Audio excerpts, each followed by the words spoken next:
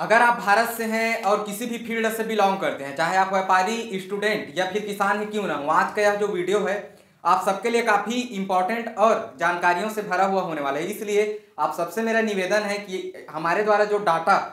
यहाँ पर दिखाया जाएगा यह विभिन्न सोर्स से एकत्रित किया गया डाटा है, जिसको आपको किसी भी न्यूज़ चैनल वाले नहीं दिखाने वाले। इसलिए हमारे साथ जुड़े रहिए और अगर आप चैनल पर नए हैं तो चैनल को सब्सक्राइब करके रखें, जिससे कि इसी प्रकार के वीडियो जब भी हमारे द्वारा अपलोड की जाएगी तो आपको सबसे पहले मिल सके। आज हम लोग बात करने वाले हैं इंडिया के जो इकोनॉमी है, जो महंगाई दर है, जो डॉलर की और पेट्रोल की कीमतें हैं, उसमें क्या अच्छा खासा जो परिवर्तन है 2008 से लेकर के 2022 तक, क्या उसमें विभिन्न परिवर्तन हुए हैं और कौन कौन प्रधानमंत्री, वित्त मंत्री के कार्यकाल में हुए हैं, उस पर हम लोग चर्चा करेंगे और डाटा के साथ आपको दिखाएंगे। इसलिए आप सबसे निवेदन है कि वीडियो को लाइक कर लीजिएगा और अगर आपको यह वीडियो पसंद आए, भले ही आप उनमें उतना रुचि नहीं लेते हैं, लेकिन बजट पेश होने के बाद जो सीधा प्रभाव है वह हम सभी, चाहे हम व्यापारी हों, चाहे स्टूडेंट हों, चाहे किसान हों, हम सबके जेब पर इसका प्रभाव पड़ता ही है। बजट जो है मुख्य रूप से केंद्र सरकार के द्वारा फरवरी में, पहले तो फरवरी के आखिरी सप्ताह में इसको पारित किया जाता था, लेकिन वर्तमान में मोदी गवर्नमेंट आने के बाद फरवरी के शुरुआत में ही बजट को पेश किया जाता है। बजट पेश होने के बाद सरकार के द्वारा यह कोशिश की जाती है कि जो सेक्टर कमजोर है, जिस सेक्टर में हमें ज़्यादातर जो अवसर है दिखाई देते हैं, उन सेक्टर में ज़्यादातर निवेश की जाए और जो सेक्टर मजबूत है उसको और भी मजबूत बनाया जाए। जैसे कि अगर कोई पर्यटन का सेक्टर है तो उस पर्यटन के सेक्टर में नए नए मंदिरों का निर्माण कराया जाना, नए नए झील और लेक का निर्माण कराया जाना तथा कनेक्टिविटी, ट्रांसपोर्टिंग को जोड़ने के लिए वहाँ पर रोड की व्यवस्था कराई जाना तथा रेल लाइन और एयरपोर्ट की भी सुविधा वहाँ पर उपलब्ध कराना जो सरकार की जिम्मेदारी होती है, जिससे कि जो है हमारे जो इनकम है, हमारे देश का जो आवक है वह बढ़ सके। तो चर्चा यह करते हैं कि मुख्य रूप से जो सरकार है, सरकार के पास इनकम कहाँ से जनरेट होती है। तो जो टैक्स हम लोग देते हैं, कभी जीएसटी देते हैं तो कभी सर्विस टैक्स देते हैं, कभी जो बड़े नेशनल हाईवे है उसमें टोल टैक्स देते हैं, और कभी कभी सरकार के द्वारा किसी जो कंपनी है उसको निजीकरण करा देना या फिर किसी जगह को किराया में उपलब्ध करा देना। जैसे कि अधिकतर प्रायः देखा जाता है कि हमारे जो छोटे छोटे गांव हैं वहां पर अटल व्यावसायिक परिसर का निर्माण, जिसको हम कॉम्प्लेक्स बोलते हैं, कॉम्प्लेक्स, उसका निर्माण कराया जाता है और उसको रेंट में जो आम व्यापारी है उसको उपलब्ध करा दी जाती है, जिससे कि जो आम लोग हैं वो लोग वहाँ पर अपना व्यापार कर सके और जो किराया के रूप में हम उनसे पैसा लेते हैं उनसे हमारे ग्राम पंचायतों का फायदा होता है। वैसे ही अगर बड़े रूप में देखा जाए तो एयरपोर्ट को अगर किराए में दे दिया जाता है, अगर बड़े बड़े जो जगह है उसको किराए में दे दिया जाता है, एयरपोर्ट है, रेलवे स्टेशन है, या फिर जो पर्यटन विभाग में जब भी हम लोग घूमने के लिए जाते हैं तो वहाँ पर हम लोग टिकट काउंटर देखते ही हैं, तो उनका जो पैसा है वह कहीं ना कहीं इनडायरेक्टली गवर्नमेंट के ही खाते में जाती है, जिसको साल भर के जो कमाई है, इकट्ठा किया गया टैक्स है, उस टैक्स को सरकार अपने पास रखती है और उसके बाद वह जो इनकम है उस पैसों को साल भर में कहाँ कहाँ किस किस सेक्टर में खर्च करनी है, किसानों के लिए कितना पैसा होगा, हेल्थ और स्वास्थ्य चिकित्सा के लिए कितना पैसा होगा, और बच्चों के शिक्षा तथा उच्च शिक्षा में कितना पैसों का आवंटन किया जाएगा, उसके लिए बजट में यह सब चीज प्रस्तावित की जाती है। आसान भाषा में बोले तो बजट जो है साल भर में कितना खर्चा गवर्नमेंट के द्वारा किस सेक्टरों में की जाएगी उसका महज प्रारूप तैयार करना ही बजट है। जिस प्रकार से परिवार में क्या होता है, अगर परिवार के जो आमदनी है दिन का मान लो 100 रुपये है, तो अगले दिन परिवार के जो मुखिया है उसके द्वारा एक बजट बनाई जाती है कि जो 10 रुपया है उसका हम लोग किराना सामान खरीदेंगे और 10 रुपया जो है उसका हम लोग और कुछ खरीदेंगे। ऐसे ऐसे करके जो सेविंग का अलग रखते हैं कि 20 रुपया बचा के 80 रुपया जो है अन्य अन्य सेक्टरों में, अन्य अन्य जगहों में तथा अन्य अन्य कामों में खर्चा किया जाएगा। ठीक उसी प्रकार से जो वित्त मंत्रालय है, जो केंद्रीय मंत्री होते हैं, केंद्रीय वित्त मंत्री, वर्तमान में निर्मला सीतारमण जी जो है हमारे जो भारत देश के केंद्रीय वित्त मंत्री है, और इससे पहले भी कौन कौन लोग थे, उनके टाइम पर क्या बेरोजगारी दर थी और किस प्रकार से लोगों को समस्याओं का सामना करना पड़ता था, डॉलर कितने रेट की हुआ करती थी, उन सब पर हम लोग चर्चा करेंगे। इसलिए वीडियो को आप लाइक जरूर कर दीजिएगा।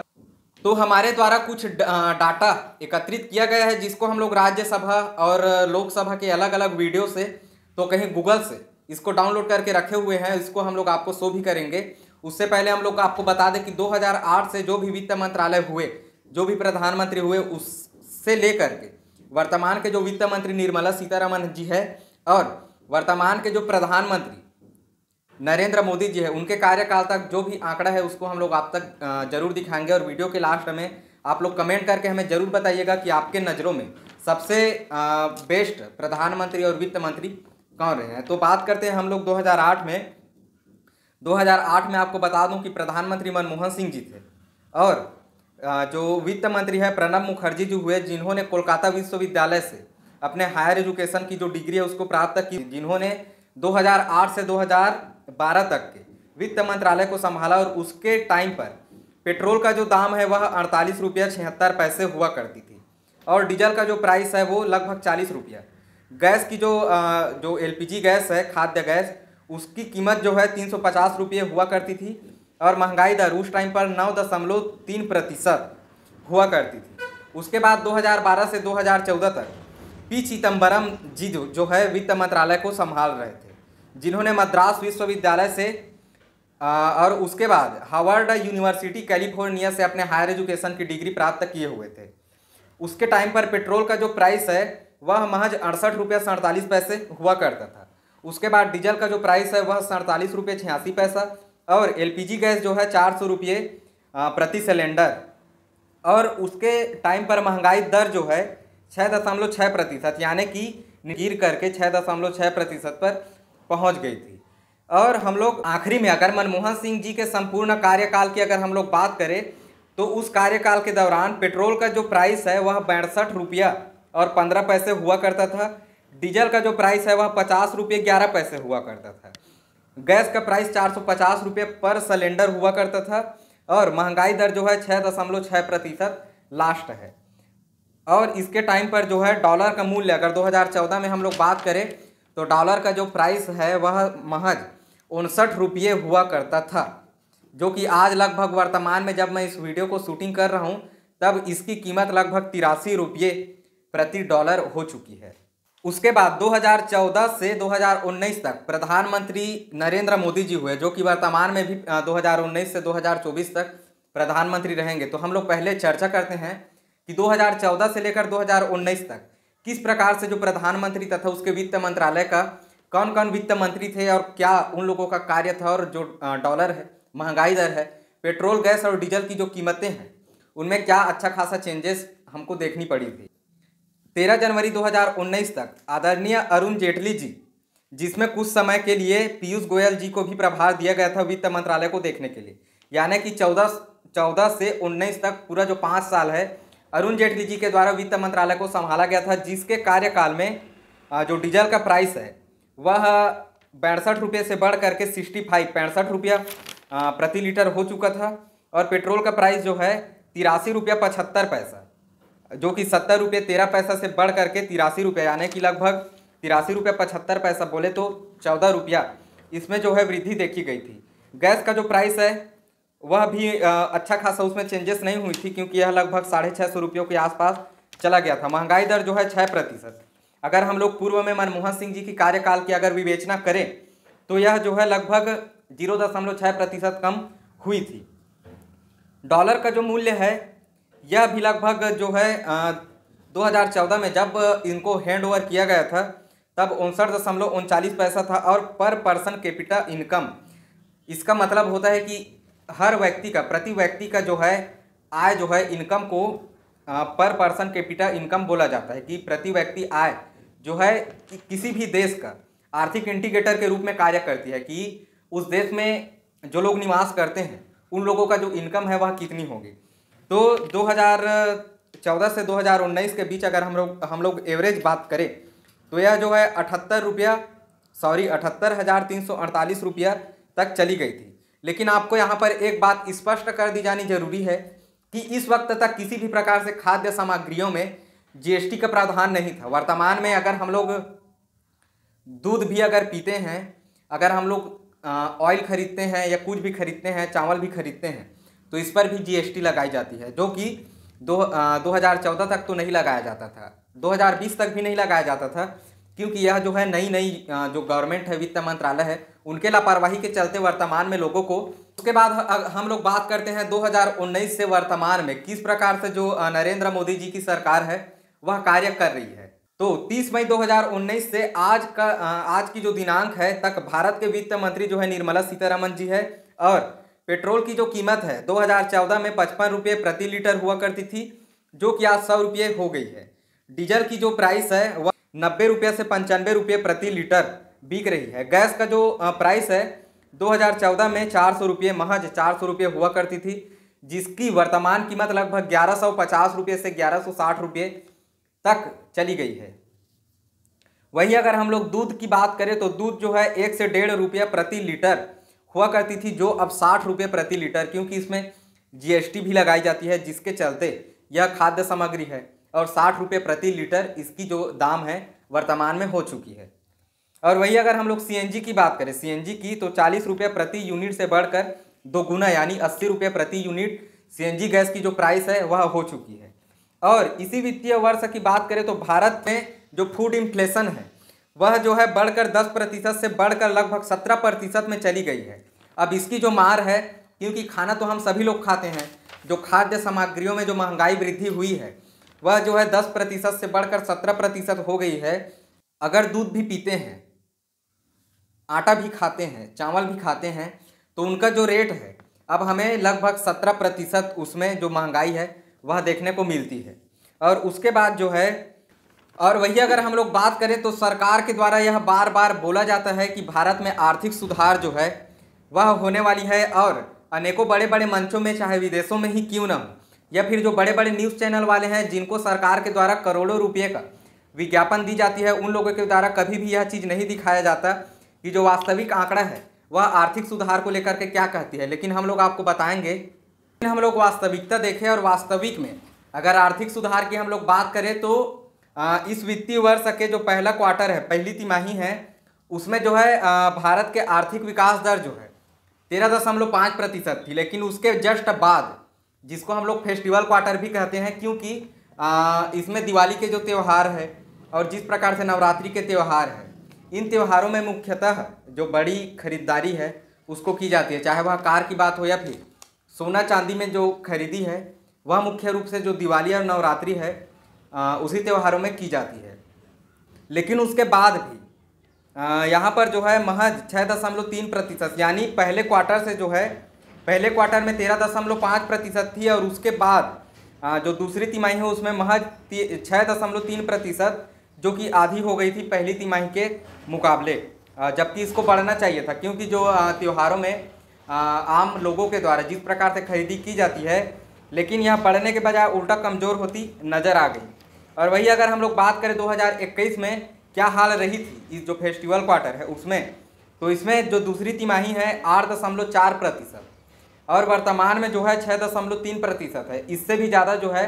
इससे जो पहले तिमाही है उसमें थी। और इस जो तिमाही है इसमें सरकार के द्वारा जो है अतिरिक्त टैक्स लगा दी गई है, जिसके चलते जो है जो भारत के आर्थिक विकास दर है वह कमज़ोर होती नज़र आ रही है। वही अगर हम लोग बात करें कि आने वाला जो वित्तीय वर्ष है उसके अगर आर्थिक विकास दर की हम लोग बात करते हैं तो सरकार कहती है कि हम लोग 8% पे ग्रो करेंगे। वही वर्ल्ड बैंक का कहना है कि हम लोग 6% पर ग्रो करेंगे। क्रिसेल का कहना है कि हम लोग 6% पर ग्रो करेंगे। और क्विसिटी का कहना है कि हम लोग 5.7% पर ग्रो करेंगे। गोल्डमैन सैक्स का कहना है कि हम लोग 5.3% पे ग्रो करेंगे। और IMF का कहना है कि हम लोग 5.1% पे ग्रो करेंगे। 1947 से 2014 तक का कुल कर्जा जो है महज 55 लाख करोड़ रुपया, यानी कि जितने भी सरकार हुई थी 2014 तक के, उनके द्वारा जो है महज 55 लाख करोड़ रुपये का कर्ज केंद्र सरकार के द्वारा लिया गया था। लेकिन वर्तमान में बीजेपी की सरकार आने के बाद यह जो कर्जा है वह महज 8 सालों में 85 लाख करोड़ देखने को मिलती है। यह जो आंकड़ा है यह विभिन्न सोर्स से लिया गया आंकड़ा है, जिसके जो डाटा है वह भी हम लोग आपको उपलब्ध कराएंगे। हमारे द्वारा किसी भी प्रकार से किसी पार्टी को या फिर किसी प्रधानमंत्री को ब्लेम डालना नहीं है, सिर्फ उनके कार्यों को, जो कार्य उनके द्वारा की गई थी, उनके वित्त मंत्रालय के द्वारा की गई थी, उस पर विवेचना करना ही हमारा आज का जो है मुख्य उद्देश्य है। उसके बाद अगर हम लोग 2014 में गवर्नमेंट डेब्ट टू GDP रेशियो की अगर बात करें तो 40% थी, लेकिन आज यह 40% से भी बढ़कर 90% यानी कि लगभग 2.5 गुना हो चुकी है। वही अगर हम लोग भारत में किसानों के कर्जा की बात करें तो 8 सालों में लगभग 53% बढ़ा है, जिसके कारण आज पर फार्मर डेप्ट रेशियो यानी कि एक किसान का जो उधारी है, अगर यह एवरेज निकाला जाए तो प्रति किसान को लगभग 74,000 रुपये का कर्ज दबा हुआ है हर एक किसान 74,000 रुपये के कर्जा से। वही अगर हम लोग NCRB के जो डेटा है अगर उसकी बात करें तो 10,851 किसान जो है आत्महत्या करते हैं, मतलब एक साल में 10,851 किसान लोग आत्महत्या करते हैं। और अगर एवरेज निकाला जाए तो हर दिन लगभग 30 किसान जो है आत्महत्या करते हैं, क्योंकि 74,000 रुपया हर किसान के ऊपर जो है कर्जा है। वही अगर हम लोग स्टैंडिंग कमेटी ऑफ एग्रीकल्चर की जो रिपोर्ट है उसके हिसाब से 4 से ज़्यादा राज्यों में किसानों की आय जो है 30% से घट गई है, जबकि जो है वित्त मंत्रालय बड़ी दावा करती है कि जो किसानों के जो आय है वह बढ़ने वाली है, लेकिन 30% से यह घट चुकी है। वही अगर हम लोग देखें तो वित्तीय वर्ष की शुरुआत में लगभग 40 लाख करोड़ रुपए का जो है बजट वित्त मंत्रालय के द्वारा पेश किया गया था, पारित किया गया था, जिसको अलग अलग सेक्टरों में खर्चा की जानी है, चाहे वो एग्रीकल्चर के सेक्टर में हो, चाहे वह शिक्षा के क्षेत्र में हो, चाहे वह स्वास्थ्य के क्षेत्र में हो। लेकिन यह जो 40 लाख करोड़ का जो बजट है वह कम पड़ गया। अब आप सोच सकते हैं कि उतने बड़े बड़े जो है अर्थशास्त्री बैठे हुए हैं, उसके बावजूद भी साफ तौर पर देखा जा सकता है कि उनके द्वारा जो आंकड़ा दिखाया गया था वह गलत साबित होते नजर आई है और सदन का दरवाजा पुनः खटखटाया गया है, जिससे कि जो बजट है उसके राशि को बढ़ाया जा सके। अब हम लोग आखिरी में कंपेयर करना चाहेंगे कि 2014 से लेकर 2022 तक का जो आंकड़ा है यह क्या कहता है। तो 2014 में जो है बेरोजगारी दर 4.9% हुआ करती थी, लेकिन आज जो है 8% हो चुकी है। इसको किसी भी मीडिया वाले आपको नहीं दिखाने वाले हैं, क्योंकि अगर दिखाएंगे तो आप सोच सकते हैं कि क्या होगा। अगर हम लोग कारपोरेट जगत की बात करें तो Q1 यानी पहला जो फाइनेंशियल ईयर है 2022-23 की अगर हम लोग बात करें तो कॉरपोरेट जगत जो है 20% से घटा है। और प्राइवेट इन्वेस्टमेंट की अगर हम लोग बात करें तो 2022 में यह भी 22% तक गिर चुकी है। फॉरेन इन्वेस्टमेंट यानी कि जो विदेश से जो लोग हैं, जैसे कि एप्पल की कंपनी है, यह भी विदेशी कंपनी है, और कई अनेकों कंपनी है, चाहे माइक्रोसॉफ्ट की बात करें या फिर टेस्ला की बात करें, इनके द्वारा हमारे देश में कितना पैसा इन्वेस्ट किया जाता है, इसको फॉरेन इन्वेस्टमेंट बोला जाता है, जो कि लगभग 59% तक गिर चुकी है। 59%, अब आप अनुमान लगा सकते हैं। और वही हम लोग ग्रॉस फिक्स कैपिटल फॉर्मेशन, जिसको GFCF भी बोला जाता है, जो इंडस्ट्री फिक्स कैपिटल में इन्वेस्ट करती है, जो भी इंडस्ट्री जो है फिक्स कैपिटल में इन्वेस्ट करती है उसको इस श्रेणी में रखा जाती है। यह भी लगभग गिरता ही जा रहा है। और 2014 में जो है डॉलर का जो रेट है, $1 जो है लगभग 60 रुपये हुआ करती थी, लेकिन वर्तमान में जिस तारीख को यह वीडियो बनाई जा रही है या अपलोड की जा रही, लगभग 83 रुपया हो चुकी है। अब आप सोच सकते हैं। और वित्त मंत्रालय का कहना है कि जिस देश में डॉलर का रेट कम रहता है, मतलब डॉलर जिस देश में मजबूत रहता है, वहाँ से हम लोग एक्सपोर्ट ज़्यादातर कर सकते हैं, लेकिन यह जो है सिर्फ लोगों को बहकाने के ही तरीके हैं और ऐसा कुछ भी नहीं होता है। और वही अगर हम लोग एक्सपोर्ट की भी बात कर लेते हैं, 2014 से अभी तक के घट चुकी है। और बेरोजगारी दर जो है 2014 में 4.9% पर थी और आज 8% हो चुकी है। उम्मीद करते हैं कि यह वीडियो आपको पसंद आया होगा। अगर पसंद आया है